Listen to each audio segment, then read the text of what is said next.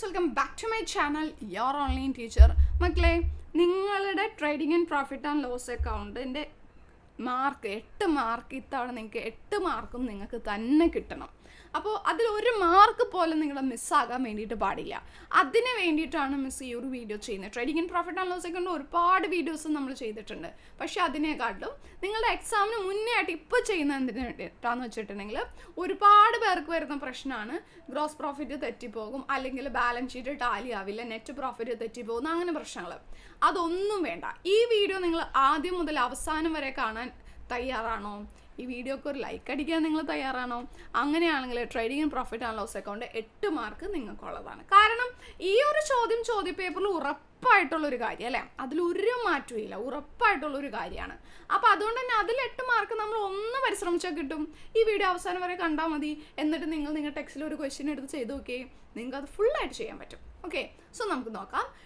Trial balance ആണ് നമുക്ക് തന്നിട്ടുള്ളത്. ട്രയൽ ബാലൻസിൽ particulars amount, opening stock, furniture purchase, carriage inward, wages, debtors, rent, salary, cash in hand, drawings, building, sales, creditors, bank of draft, capital, വായിച്ചു നോക്കുക. ഇതൊക്കെ നമ്മൾ കേട്ടിട്ടുള്ളതായിട്ടാണ്. Okay, നേരെ അഡ്ജസ്റ്റ്മെന്റിലേക്ക് പോകണം. അഡ്ജസ്റ്റ്മെന്റിലേക്ക് പോകുമ്പോൾ ക്ലോസിംഗ് സ്റ്റോക്ക് അഡ്ജസ്റ്റ്മെന്റ് ഉണ്ട്, വേജസിനുണ്ട് അല്ലേ. അപ്പോൾ നേരെ എന്ത് ചെയ്യുക, നമ്മുടെ ക്വസ്റ്റ്യൻ പേപ്പറിൽ ആ വേജസിൻ്റെ അവിടെ ഒരു കുത്തിട്ട് വെച്ചേക്കാം, നമുക്ക് ചെയ്യുമ്പോൾ മറന്നു പോകാതിരിക്കാൻ വേണ്ടിയിട്ടാണ്. പിന്നെ doubtful debt, provision for doubtful debt ഉണ്ട്, ഫർണിച്ചറിന് ഡിപ്രിസിയേഷൻ ഉണ്ട്. അപ്പോൾ ഫർണിച്ചറിന് അവിടെ നമുക്ക് ജസ്റ്റ് ഒന്ന് കുത്തിട്ട് വെച്ചേക്കാം, ഡെറ്റേഴ്സിൻ്റെ അവിടെ നമുക്ക് ചെറുതായിട്ടൊന്ന് ഒരു കുത്തിട്ടേക്കാം. ഓക്കെ, അപ്പോൾ അഡ്ജസ്റ്റ്മെൻറ്റ്സ് എല്ലാം നമ്മൾ ഏകദേശം മാർക്ക് ചെയ്തിട്ടുണ്ട്. ഇനി നമ്മളോട് പറഞ്ഞിട്ടുള്ളത് prepare profit and loss, trading and profit and loss അക്കൗണ്ടും ബാലൻസ് ഷീറ്റും. നമുക്ക് വളരെ സിമ്പിളായിട്ട് trading and profit and loss അക്കൗണ്ടും ബാലൻസ് ഷീറ്റും പ്രിപ്പയർ ചെയ്യാം. അപ്പോൾ ഒരുപാട് പേർക്കൊക്കെ അറിയാമായിരിക്കും trading account format. Trading account format എന്താ?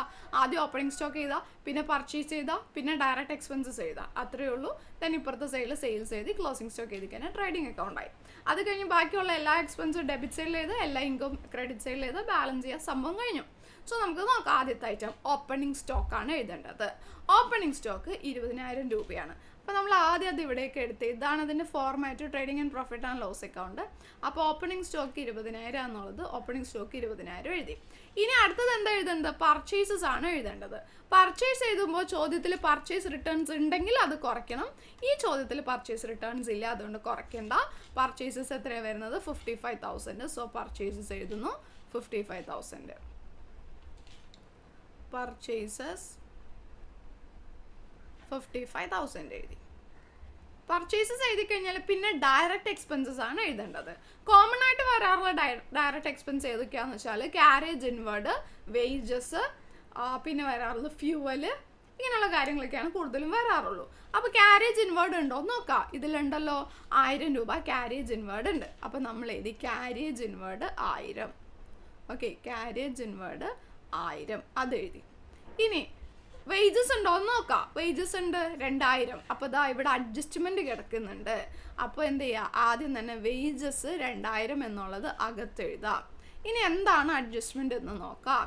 അഡ്ജസ്റ്റ്മെൻ്റ് എന്താണെന്ന് നോക്കുകയാണെങ്കിൽ അഡ്ജസ്റ്റ്മെൻറ്റിൽ എന്താ പറഞ്ഞിരിക്കുന്നത്?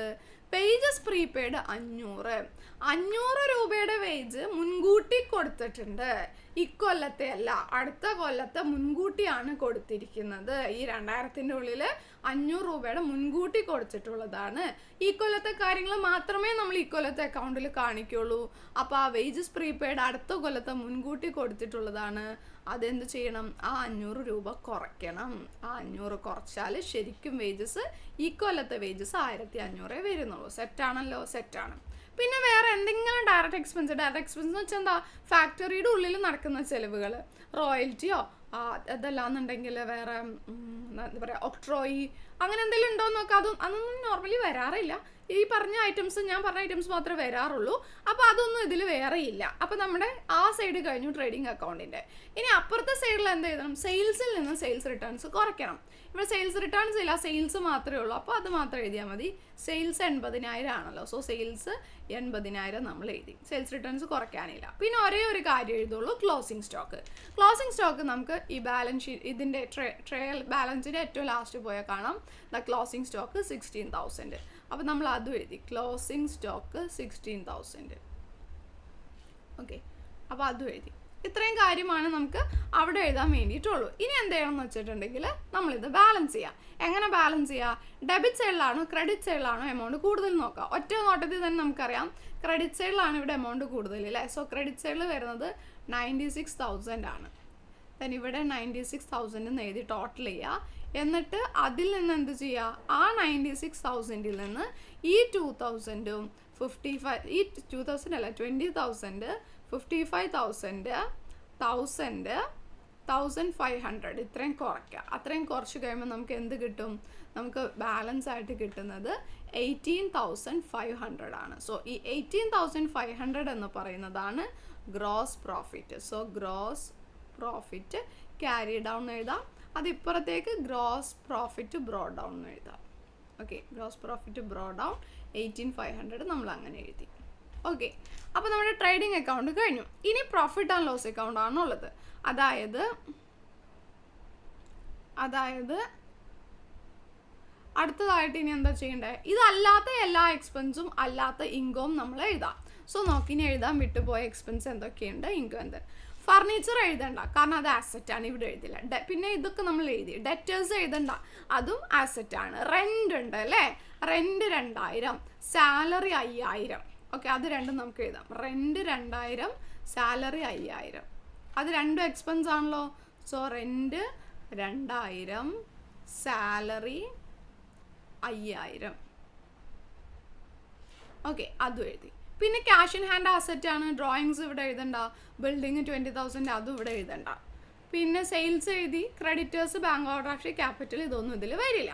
സോ ഇത്രയും കാര്യങ്ങളാണ് എന്ത് വരുന്നുള്ളൂ നമ്മുടെ അത്രയും കാര്യങ്ങൾ ട്രയൽ ബാലൻസിൻ്റെ ഉള്ളിൽ നിന്ന് വരുന്നുള്ളൂ. പിന്നെ നമ്മൾ എന്ത് ചെയ്യണം? അഡ്ജസ്റ്റ്മെൻറ്റ്സിൽ നോക്കാം. കാരണം അഡ്ജസ്റ്റ്മെൻറ്റ്സിലുള്ള ഐറ്റംസ് 2 സ്ഥലത്ത് വരും. അപ്പോൾ നമ്മുടെ 2 സ്ഥലത്ത്, ഒന്ന് ട്രേഡിംഗ് ആൻഡ് പ്രോഫിറ്റ് ആൻഡ് ലോസിൽ വരും, ഒന്ന് ബാലൻസ് ഷീറ്റിലും വരും. അപ്പോൾ ക്ലോസിംഗ് സ്റ്റോക്ക് ഓൾറെഡി നമ്മൾ എഴുതി, ഒരു തവണ എഴുതിയിട്ടുണ്ട്. ഇനി അത് ബാലൻസ് ഷീറ്റിൽ എഴുതുള്ളൂ. വേജസ് ഓൾറെഡി ഒരു തവണ ട്രേഡിംഗ് അക്കൗണ്ടിൽ എഴുതി, അതൊക്കെ. പിന്നെ അടുത്തത് എന്താ? Provision for doubtful debt at 5% on debtors. ഡെപ്റ്റേഴ്സിൻ്റെ 5% എന്ന് പറഞ്ഞ് പ്രൊവിഷൻ ഉണ്ടാക്കണം. പ്രൊവിഷൻ എന്ന് പറയുന്നത് ഒരു എക്സ്പെൻസ് ആണ്. അപ്പോൾ provision for doubtful debt, okay, provision for doubtful debt എന്ന് പറഞ്ഞിട്ട് എക്സ്പെൻസ് സൈഡിൽ എഴുതണം. ഇനി അതിന് എമൗണ്ട് എത്രയാണ്? ഡെപ്റ്റേഴ്സിൻ്റെ 5%. ഡെപ്റ്റേഴ്സ് എത്രയാണ്? 20,000 രൂപ. ആ 20,000ൻ്റെ 5% എന്ന് പറയുമ്പോൾ എത്ര വരും? 1,000 രൂപ വരും. സോ 1,000 രൂപയാണ് പ്രൊവിഷൻ ഫോർ ഡൗട്ട്ഫുൾ ഡെറ്റ് വരുന്നത്. അപ്പോൾ ആ അഡ്ജസ്റ്റ്മെൻറ്റ് ഒരു തവണ നമ്മൾ എഴുതിയിട്ടുണ്ട്. പിന്നെ ഇനി ഒരു തവണ എഴുതേണ്ട അഡ്ജസ്റ്റ്മെൻറ്റ് ഏതാണ്? ഡിപ്രീസിയേറ്റ് ഫർണിച്ചർ, അതായത് ഡിപ്രീസിയേഷൻ. ഫർണിച്ചറിൻ്റെ 10% ഡിപ്രീസിയേഷൻ. ഡിപ്രീസിയേഷൻ എന്ന് പറയുന്നതും ഒരു എക്സ്പെൻസ് ആണ്. സോ ഡിപ്രീസിയേഷൻ എഴുതുക. ഇതിന് എമൗണ്ട് എങ്ങനെയാണ് കാണുന്നത്? ഫർണിച്ചറിൻ്റെ 10%. ഫർണിച്ചർ എത്രയാണ്? ഫർണിച്ചർ വരുന്നത് 10,000 ആണ്. 10,000ൻ്റെ 10% എന്ന് പറയുമ്പോൾ എത്ര വരും? 1,000 ആണ് വരുന്നത്. അപ്പോൾ ഫർണിച്ചർ ഡിപ്രീസിയേഷൻ 1,000, അതും നമ്മൾ എഴുതി. ഇനി വേറെ ഒന്നും എഴുതാനില്ല, നമ്മളെല്ലാം എഴുതിയിട്ടുണ്ട്. ഇനി ഇത് എന്ത് ചെയ്യുക? ഇത് ബാലൻസ് ചെയ്യാം. അത് ബാലൻസ് ചെയ്യുമ്പോൾ എമൗണ്ട് കൂടുതൽ 18,500 തന്നെയാണ്. സോ അത് നമ്മൾ 2 സ്ഥലത്തും എഴുതി. 18,500. ആ 18,500ൽ നിന്ന് ബാക്കിയുള്ള എക്സ്പെൻസസ് കുറയ്ക്കാം. അതായത് 2,000ഉം 5,000ഉം പിന്നെ 1,000. ഓക്കെ, സോ അത് കുറച്ച് കഴിയുമ്പോൾ നമുക്ക് 9,500 കിട്ടും. സോ ഈ 9,500 എന്ന് പറയുന്നതാണ് എന്ത്? Net profit. ഓക്കെ, ഇതാണ് നെറ്റ് പ്രോഫിറ്റ്. ഓക്കെ, അപ്പോൾ വളരെ സിമ്പിളായിട്ട് നമ്മൾ എന്ത് ചെയ്തു? Trading and profit and loss account ചെയ്ത് കഴിഞ്ഞിട്ടുണ്ട്. ഇനി നമുക്ക് ബാലൻസ് ഷീറ്റിലേക്ക് കിടക്കാം. ബാക്കിയുള്ള ആസറ്റ്സും ബാക്കിയുള്ള ലയബിലിറ്റീസും ഒക്കെ ബാലൻസ് ഷീറ്റിലേക്കാണ് നമ്മൾ എഴുതുന്നത്. സോ നേരെ ബാലൻസ് ഷീറ്റിലേക്ക് കിടക്കാം. ഫർണിച്ചർ, അപ്പോൾ ആദ്യം ബാലൻസ് ഷീറ്റ് എഴുതുമ്പോഴേ ആസറ്റ്സിൽ നമ്മൾ ക്യാഷ് ആദ്യം എഴുതിക്കും, അതോ നല്ലത്. ഇനി ടിക്ക് ഇടാത്ത ഏതാണ്? ക്യാഷ് ഇൻ ഹാൻഡ് 8,000 ഉണ്ട് അല്ലേ, അത് ആസറ്റ് സൈഡിൽ എഴുതാം. ക്യാഷ് ഇൻ ഹാൻഡ് 8,000, അത് മാത്രം ഒന്ന് ആദ്യം എഴുതിയേക്കാം. എന്നിട്ട് ബാക്കിയെല്ലാം ഓർഡർ തെറ്റിച്ചാലും കുഴപ്പമില്ല. ഇനി നോക്കിയേ, ഇനി ഏത് അസറ്റ് എഴുതാനുള്ള? ഫർണിച്ചർ എഴുതാനുണ്ട് 10,000. അതിൽ അഡ്ജസ്റ്റ്മെൻ്റ് ഉണ്ടല്ലോ, അപ്പോൾ അത് മനസ്സിൽ വേണം. ഫർണിച്ചർ 10,000 അപ്പോൾ അകത്ത് എഴുതാം. ഫർണിച്ചർ 10,000. എന്നിട്ട് അതിൽ നിന്ന് എന്ത് ചെയ്യുക? നമ്മൾ ആ നേരത്തെ എഴുതിയ ഡിപ്രീസിയേഷൻ കുറയ്ക്കുക, അതാണ് അതിൻ്റെ അഡ്ജസ്റ്റ്മെൻറ്റ്. Less depreciation 1,000. അപ്പോൾ 9,000ൻ്റെ ഫർണിച്ചറാണ് ഇപ്പോൾ ഉള്ളൂ. പിന്നെ അതേപോലെ തന്നെ പർച്ചേസ് ചെയ്തൊക്കെ നമ്മൾ ടിക്കറ്റ് തന്നെ. ഇനി ഡെപ്റ്റേഴ്സ് 20,000, അതിനും അഡ്ജസ്റ്റ്മെൻ്റ് ഉണ്ടല്ലോ, അത് നമ്മുടെ ഓർമ്മയിൽ വേണം. അപ്പോൾ ഡെപ്റ്റേഴ്സ് ഇൻസൈഡിൽ അകത്തെ കോളത്തിൽ ഏതാ ഡെറ്റേഴ്സ് 20,000. അതിൽ നിന്ന് എന്ത് ചെയ്യുക, ലെസ് പ്രൊവിഷൻ, നമ്മൾ ആ ക്രിയേറ്റ് ചെയ്ത പ്രൊവിഷൻ കുറയ്ക്കുക. പ്രൊവിഷൻ 1000 രൂപയാണ് ക്രിയേറ്റ് ചെയ്തത്, അപ്പോൾ 19,000 ആണ് ഡെപ്റ്റേഴ്സ് വരുന്നത്. ദെൻ അടുത്ത അസറ്റ് നോക്കാം. ദെൻ അടുത്ത അസറ്റ് ഡ്രോയിങ്സ് വേണ്ട, ബിൽഡിങ് 20,000 വരുന്നുണ്ട്, അത് എഴുതണമല്ലോ. ബിൽഡിങ് 20,000, സോ ബിൽഡിങ് 20,000 അത് എഴുതി. പിന്നെ അടുത്തത് ഇപ്പുറത്തുള്ളത് നോക്കുക, സെയിൽസ് എഴുതാണ്. ക്രെഡിറ്റേഴ്സ് 5,000, അതൊരു ലയബിലിറ്റിയാണ്, കടക്കാരാണ്.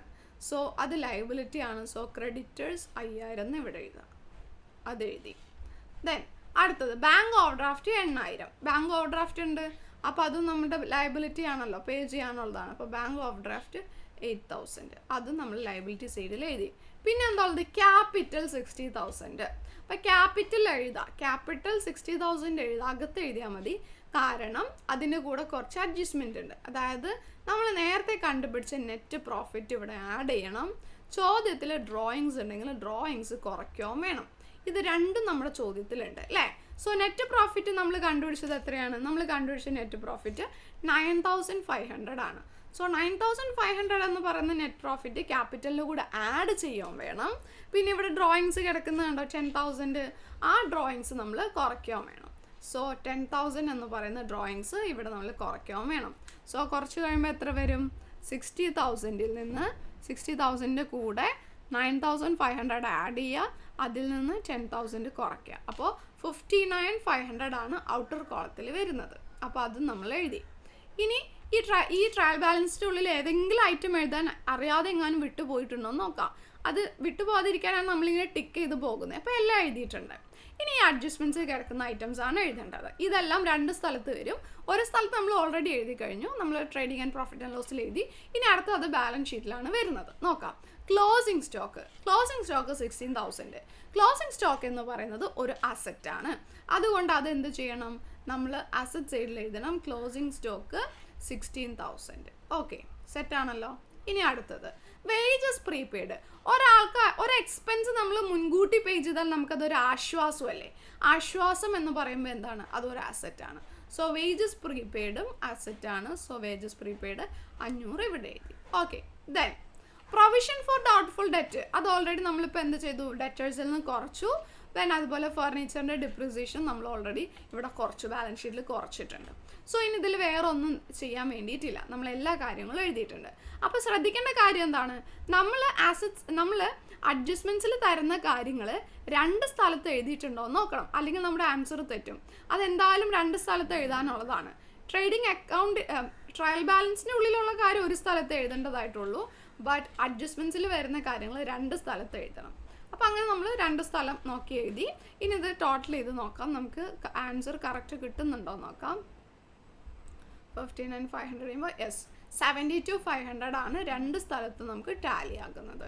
ഇങ്ങനെയാണ് വളരെ സിമ്പിളായിട്ടൊരു trading in profit and loss അക്കൗണ്ടും ബാലൻസ് ഷീറ്റും നമ്മൾ പ്രിപ്പയർ ചെയ്യുന്നത്. അപ്പോൾ എൻ്റെ മക്കൾ എന്ത് ചെയ്യുക, ഇത്തവണ അക്കൗണ്ടൻസി എക്സാമിന് നിർബന്ധമായിട്ട് ഈ ചോദ്യം ചെയ്തിരിക്കണം കേട്ടോ. വളരെ സിമ്പിളാണ്. സോ ഒന്ന് ശ്രദ്ധിച്ചാൽ മതി, നന്നായിട്ട് എഴുതണം കേട്ടോ. Okay, thank you.